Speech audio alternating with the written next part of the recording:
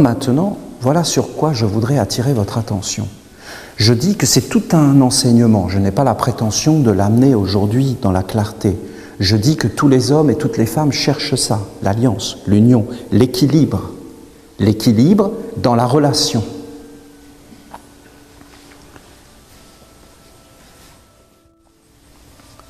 Le corps que nous avons, c'est les minéraux, réellement.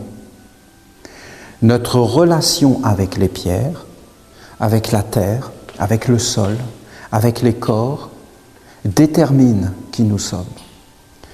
Les végétaux, notre relation avec les végétaux détermine qui nous sommes. Et là, cette partie dont je voudrais vous parler aujourd'hui, c'est notre relation avec les animaux.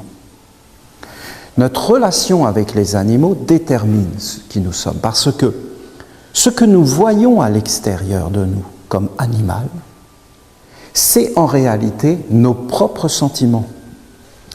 Et si nous n'avons pas de relation consciente, vivante, intelligente, sage avec les animaux, vrais, eh bien, en vérité, nous serons malades dans nos sentiments.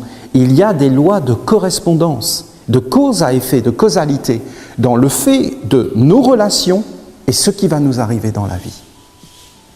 Si tu te comportes mal, tu as une semence, tu as une âme, une destinée de celui qui se comporte mal. Si tu as telle pensée, ça va engendrer telle vibration dans ton aura, dans ton monde, dans tes relations, et cela va être une semence d'un monde supérieur ou inférieur.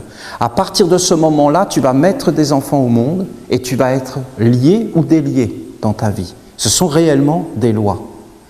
La façon dont nous nous comportons avec les animaux va déterminer notre avenir. Parce que l'avenir n'est pas écrit, il s'écrit au jour le jour, en fonction des alliances que nous faisons. Tu te rappelleras du sabbat.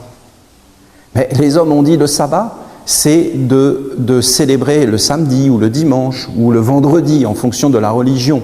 Mais en vérité, le sabbat, c'était le mariage, l'union des sexes. Tu te rappelleras du mariage, tu te rappelleras de l'alliance. C'est pas de rien faire pendant une journée, c'est pas de prier pendant une journée, le sabbat. Le sabbat, c'est l'union des sexes. Ça parle. Parce que l'union des sexes, c'est vivant. Mais l'union des sexes, c'est pas forcément l'union des sexes simplement dans le corps physique, c'est dans tous les mondes, c'est-à-dire la procréation, les échanges.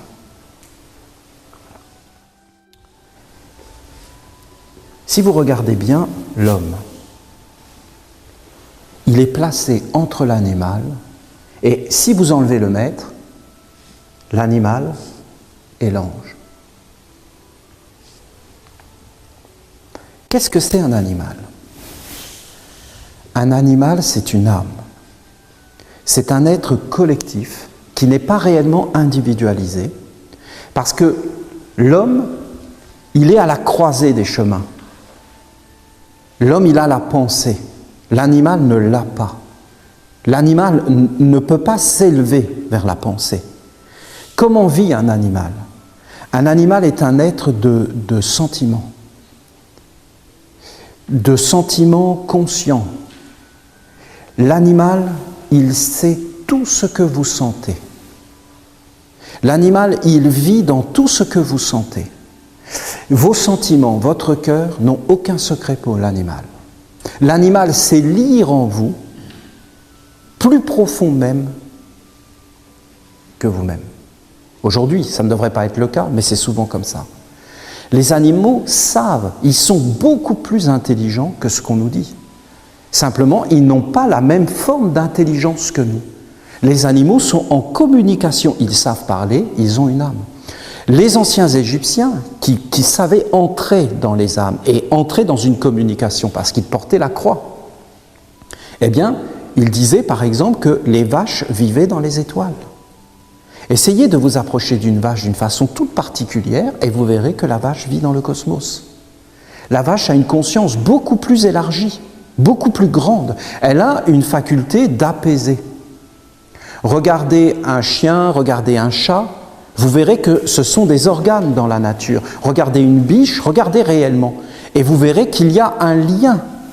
Un lien, il faut arriver à recréer les liens, à retisser les liens qui nous unissent avec les animaux. Est-ce que l'homme doit vivre avec les animaux? Non. Non. Il y a des espaces. Les minéraux sont les minéraux. Les végétaux sont les végétaux. Les animaux sont les animaux. Les hommes sont les hommes. Il doit y avoir un grand respect entre ces règles. Qu'est-ce qui se passe quand un homme fréquente un animal? Qu'est-ce qui se passe? Eh bien, il y a une communication qui se fait et l'animal commence à pouvoir entrer dans un monde auquel il n'aurait jamais eu accès. Je ne sais pas si vous avez eu des animaux de compagnie, mais au bout d'un moment, l'animal se transforme. Par exemple, il va répondre à son nom. Il va être capable d'assimiler un certain nombre de codes. Et une communication va s'établir entre l'homme et l'animal. Une communication qui n'est pas forcément facile. Alors si vous avez un animal de compagnie qui a été dédié pour ça, et pourquoi les animaux de compagnie? Mais pour guérir les problèmes des hommes, bien souvent. Eh bien, si vous avez cet animal de compagnie, alors ça va être plus facile. Mais si vous avez un animal sauvage, un loup, qui a vécu dans la nature, vous allez voir le chemin qu'il faut faire pour que l'homme et l'animal se rencontrent. Parce que ce n'est pas facile du tout. Parce que les deux vivent dans leur monde, avec leur bulle, avec leur tradition, leur communication, leurs concepts, et que ce ne sont pas du tout les mêmes concepts et les mêmes mondes, et que ce n'est pas du tout la même façon de vivre. Qu'est-ce qui se passe quand un animal s'approche d'un homme? Eh bien, il se transforme. Mais l'homme aussi va se transformer au contact de l'animal. Alors, je vous dis que ce n'est pas simple. Qu'est-ce qui se passe quand un homme rencontre un maître? Eh bien, c'est la même chose entre l'animal et l'homme et le maître. C'est pas du tout facile. Qu'est-ce que va faire l'homme? Il va essayer d'élever l'animal vers une conscience de lui-même et une pensée abstraite, de lui enseigner un langage et même de lui montrer qu'il est existant. Il va lui donner un nom, il va le séparer, chose que l'animal ne peut pas concevoir dans sa vie à lui. Si tu t'approches d'un maître, qu'est-ce qu'il va faire, le maître? Le maître va sans arrêt essayer de te montrer qu'en toute chose, il y a un sens. Si tu veux apprendre la musique, il y a un sens. Un maître musicien va t'enseigner quelque chose de plus grand. Et à travers la musique, il va t'enseigner quelque chose de plus grand. Si c'est la peinture, il va t'enseigner quelque chose de plus grand dans la peinture. Si c'est la boulangerie, un maître boulanger va amener l'art de faire du pain vers quelque chose de plus grand. Et il va se servir de ce qu'il fait dans le minéral, dans la matière, le pain, pour te l'amener vers quelque chose de plus grand. C'est-à-dire qu'il va toujours éveiller une conscience et il va toujours te montrer que derrière, il y a un monde. Derrière tout ce que tu fais, il y a un monde. Si tu rencontres un maître spirituel, un être qui est capable de t'emmener vers Dieu, c'est-à-dire un gouvernant, un chef d'État, eh bien, si tu rencontres un vrai chef d'État, c'est-à-dire un être qui est capable de guider les autres, alors lui, il va t'emmener vers un monde de conscience et de perfection.